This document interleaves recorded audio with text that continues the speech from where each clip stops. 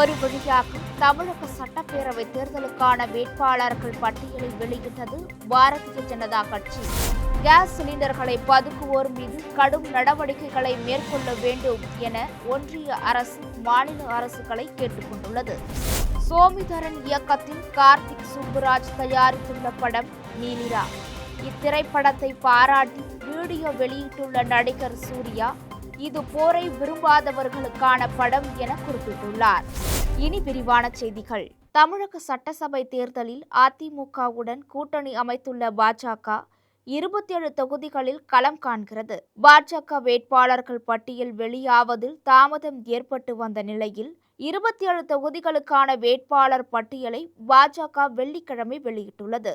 மயிலாப்பூர் தொகுதியில் தமிழிசை, நடி தொகுதியில் நாகேஷ்குமார், மொடக்குறிச்சி தொகுதியில் கிருத்திகா சிவக்குமார், ஊட்டி தொகுதியில் போஜராஜன், அவிநாசி தொகுதியில் மத்திய அமைச்சர் எல் முருகன், திருப்பூர் தெற்கு தொகுதியில் தங்கராஜ், கோவை வடக்கு தொகுதியில் வானதி சீனிவாசன், கந்தர்வக்கோட்டை தொகுதியில் உதயகுமார், புதுக்கோட்டையில் ராமச்சந்திரன், ராசிபுரம் தொகுதியில் பிரேம்குமார், மதுரை தெற்கு தொகுதியில் ராமசீனிவாசன், சாத்தூர் தொகுதியில் நயனார் நாகேந்திரன், திருச்செந்தூர் தொகுதியில் ராதாகிருஷ்ணன், வாசுதேவநல்லூர் தொகுதியில் ஆனந்தன் ஐயசாமி, ராதாபுரம் தொகுதியில் பாலகிருஷ்ணன், நாகர்கோவில் தொகுதியில் எம்.ஆர். காந்தி, விளவங்கோடு தொகுதியில் விஜயதாரணி, ஆவடி தொகுதியில் ராஜசிம்மா மகேந்திரா, திருவண்ணாமலை தொகுதியில் ஏழுமலை, தஞ்சாவூர் தொகுதியில் முருகானந்தம், திருவாரூர் தொகுதியில் கோவிச்சந்துரு, அறந்தாங்கி தொகுதியில் கவிதா ஸ்ரீகாந்த், மானாமதுரை தொகுதியில் பொன்பால கணபதி, ராமநாதபுரம் தொகுதியில் நாகேந்திரன், குளச்சல் தொகுதியில் சிவக்குமார், பத்மநாபபுரம் தொகுதியில் ரமேஷ் உள்ளிட்டோர் போட்டியிடுகிறார்கள். தென்னிந்திய பார்வர்ட் கட்சியை சேர்ந்த திருமாறனுக்கு திருப்பூர் தொகுதியை பாஜக ஒதுக்கியுள்ளது. தமிழக தேர்தலில் போட்டியிட பெண்கள் 5 பேருக்கு பாஜக வாய்ப்பளித்துள்ளது. அதே நேரத்தில் தமிழக பாஜக முன்னாள் தலைவர் அண்ணாமலை இந்த தேர்தலில் போட்டியிடவில்லை. சமையலுக்கு பயன்படுத்தப்படும் கேஸ் சிலிண்டர்கள் மற்றும் பெட்ரோலிய பொருட்களை பதுக்கி வைத்து கள்ள சந்தையில் விற்க முனைவோர் மீது கடுமையான நடவடிக்கைகளை மேற்கொள்ள வேண்டும் என்று மாநில அரசுகளை ஒன்றிய அரசு கேட்டுக்கொண்டுள்ளது. இது குறித்த வதந்திகள் பரவி வரும் நிலையில் போதுமான அளவு கையிருப்பில் உள்ள உண்மை நிலைமை குறித்து மக்களிடையே விழிப்புணர்வை ஏற்படுத்த வேண்டும் என பெட்ரோலியத்துறை செயலர் டாக்டர் நீராஜ் மிட்டல் மாநில அரசுகளுக்கு கடிதம் அனுப்பியிருக்கிறார்.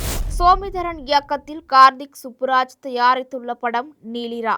நவீன் சந்திரா, சனந்த், ரூபா கொடுவாயூர், விது, சிந்து குமரேசன், நவயுகா, சுவாதி கிருஷ்ணன், தார்மிகா, நமச்சிவாயம் தம்பிப்பிள்ளை, கயல் வின்சென்ட் என பலரும் நடித்துள்ள இந்த படம் வெள்ளிக்கிழமை வெளியானது.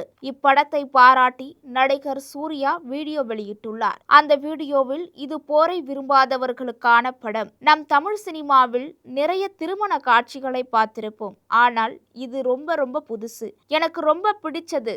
உங்களுக்கும் பிடிக்கும் என நம்புகிறேன். படக்குழுவினருக்கு வாழ்த்துக்கள் என பேசியுள்ளார்.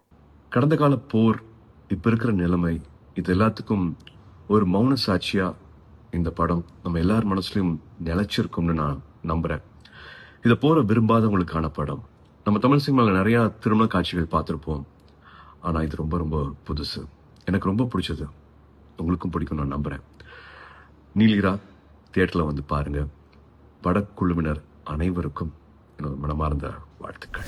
செல்வராகவன், குஷி ரவி, கௌசல்யா நடிப்பில் உருவாக்கியுள்ள படம் மனிதன் தெய்வமாகலாம். இப்படம் ஏப்ரல் 10ஆம் தேதி வெளியாக உள்ள நிலையில் இப்படத்திற்கான ப்ரமோஷன் பேட்டியில் பேசிய இயக்குனர் நடிகருமான செல்வராகவன் கேள்வி ஒன்றுக்கு பதிலளிக்கையில் ஒருபோதும் புகைப்பிடிக்காதீர்கள் என கேட்டுக்கொண்டார். தான் சொன்னால் சிலர் கேட்கக்கூடும், அதனால்தான் இதை வெளிப்படையாக சொல்கிறேன் என சொன்ன செல்வராகவன் பலமுறை புகைப்பிடிக்கும் பழக்கத்தை நிறுத்த முயற்சித்தும் தன்னால் முடியவில்லை என்று தெரிவித்தார்.